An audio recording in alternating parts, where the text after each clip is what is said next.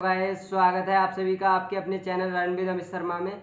हम जो एनसीईआरटी की सीरीज कर रहे थे, आज हम उसमें 7th क्लास की ज्योग्राफी का चैप्टर 3 करेंगे, जिसका नाम है आवर चेंजिंग अर्थ, यानी कि हमारी बदलती हुई पृथ्वी।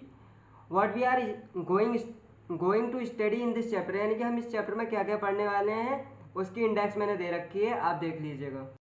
हमने सबसे पहले क्वेश्चन लिया है जिसमें क्वेश्चन कह रहा है what is lithospheric plate.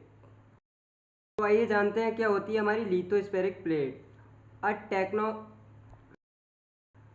Tectonic plate also called lithospheric plate.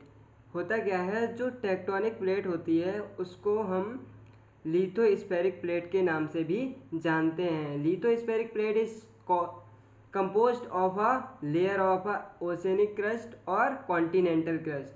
जो लिथोस्फेरिक प्लेट होती है वो ओशियनिक क्रस्ट और कॉन्टिनेंटल क्रस्ट से मिलकर बनती है, और ये हमारी आउटर लेयर होती है।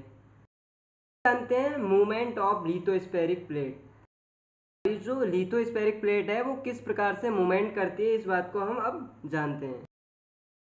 The movement of lithospheric plates takes place due to the convention current. जो लिथोस्फेरिक प्लेट होती है उसमें क्या होता है, convention current arising in the inner mantle. जब कन्वेंशन करंट उसके इनर यानी कि आंतरिक जो मेंटल होती है उसमें लगता है, caused by hot rising मॉल्टन rocks and cool seeking magma. क्या है, हमारी जो अर्थ है उसके अंदर मैग्मा होता है, और जब वो कूल डाउन होता है यानी कि जब ठंडा होता है तो वो क्या होता है, वो उसके अर्थ के अंदर ही गति करने लगता है। ये बात हम पढ़ चुके हैं कि जो हमारी रॉक्स होती हैं वो क्रस्ट पे ही पाई जाती हैं।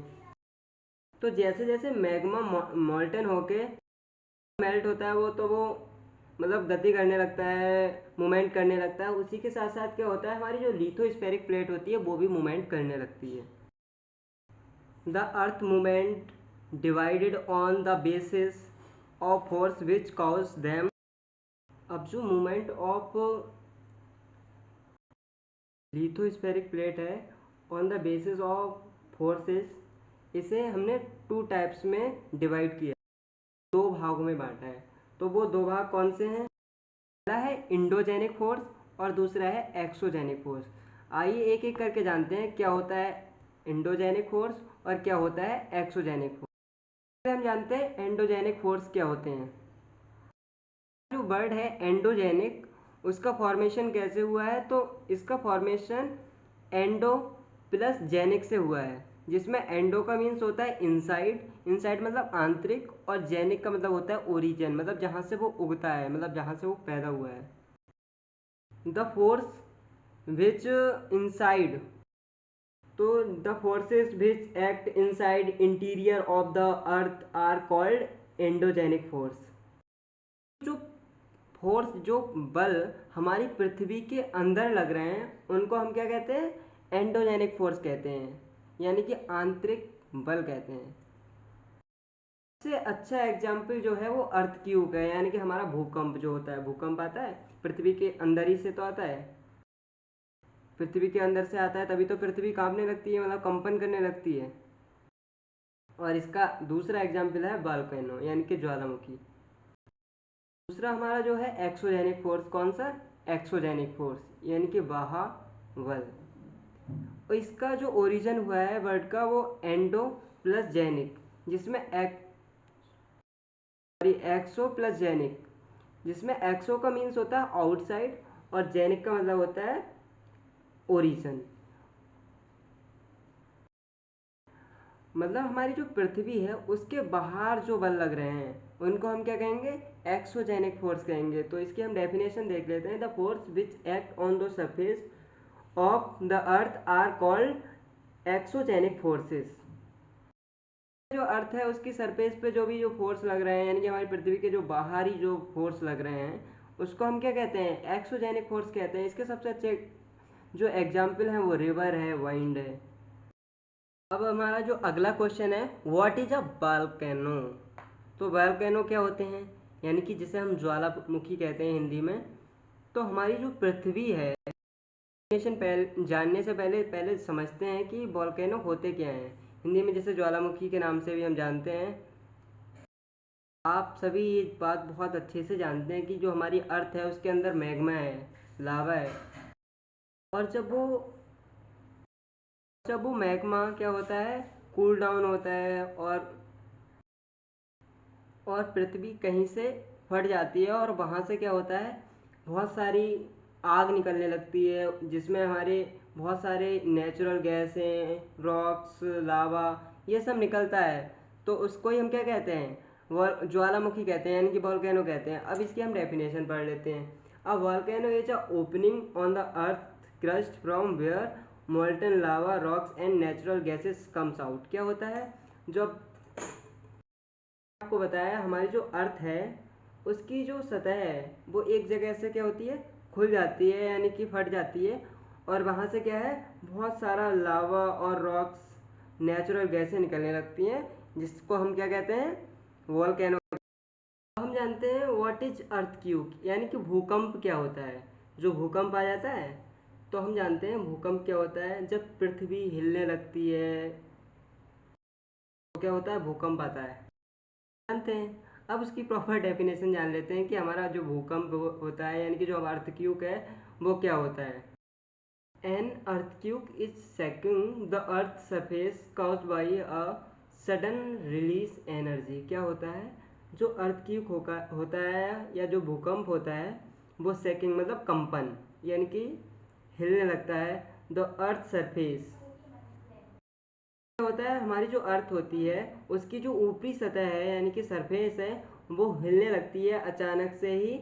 और क्या करती है, रिलीज ऑफ एनर्जी, और एनर्जी को रिलीज करती है, मतलब ऊर्जा को। Within the earth crust it generates seismic waves commonly known as S waves. साथ ही क्या होता है, जो अर्थ क्रस्ट है वो क्या होती है, हिलने लगती है। इसी के कारण क्या आता है, मतलब भूकंप आ जाता है।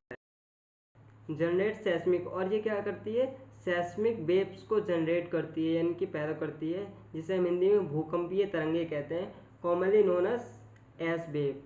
और इसको मतलब सामान्यतः एस वेव यानी कि एस तरंग के नाम से भी हम जानते हैं। भुज अर्थक्वेक अ केस स्टडी। भुज में जो अर्थक्वेक आया था उसके बारे में हम पढ़ेंगे। गुजरात में, जैसा कि पता ही है आपको, Bhuj Gujarat suffered a massive earthquake on 26 January 2001। पता है, जो हमारा भुज गुजरात में है उसमें बहुत बड़ा अर्थक्वेक आया था 26 जनवरी 2001 के लिए। से पहले कि हमारा जो गुजरात में अर्थक्वेक आया था वो क्या था, उससे पहले हम जानते हैं कि जो अर्थक्वेक होता है उसको हम मेजर किससे करते हैं और कौन सी स्केल है वो। तो an earthquake is measured with a machine called seismograph. जिस मशीन से हम अर्थक्वेक को मेजर करते हैं कि अर्थक्वेक आया है, उसको हम सिस्मोग्राफ कहते हैं। Magnitude of earthquake is measured on the Richter scale. और जो हमारा मैग्नीट्यूड होता है अर्थक्वेक का, वो हम रेक्टर स्केल से क्या करते हैं, मेजर करते हैं। मतलब नापते हैं, मापते हैं। अब जो हमारा अर्थक्वेक मतलब कब बहुत ज़्यादा होता है, कब कम होता है, ये जान लेते हैं। जब 2.0 ऑन लेस रेक्टर स्केल पर अगर ये 2.0 से कम है तो फील्ड ओनली अ लाइट, मतलब बहुत हल्का सा देखने को मिलेगा। ओवर 5.0 अगर हम रेक्टर स्केल पे देख रहे हैं तो इससे क्या होगा, can cause damage thing following. तो बहुत सारी चीज़ें से इसका नुकसान होगा। इससे क्या होगा, बहुत सारी चीज़ें डैमेज हो जाएंगी और उन वो सब टूट जाएंगी, बहुत सारा नुकसान होगा। अगर ओवर 6.0 अगर 6 से भी ज़्यादा आ रहा है तो ये बहुत ज़्यादा स्ट्रांग होगा और बहुत बड़ा अर्थक्वेक माना जाएगा। ओवर 7.0 मेजर अर्थक्वेक, अगर तो अर्थक्वेक 7.0 है तो बहुत बड़ा अर्थक्वेक। हमारा गुजरात में जो अर्थक्वेक आया था उसके बारे में, तो उसमें क्या हुआ था, at least 971 student and 31 teachers are fair to have lost their lives.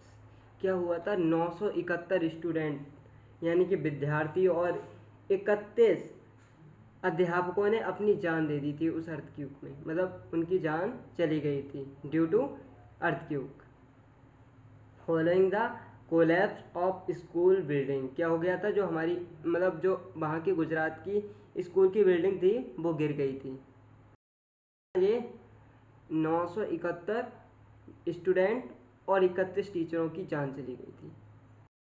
खतरनाक घटना हुई थी। चैप्टर का जो दूसरा पार्ट लेके आएंगे वो नेक्स्ट वीडियो में लेके आएंगे, ठीक है। तब तक के लिए,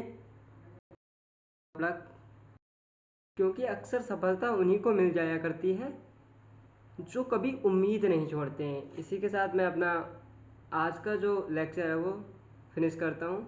टेक केयर, बाय बाय।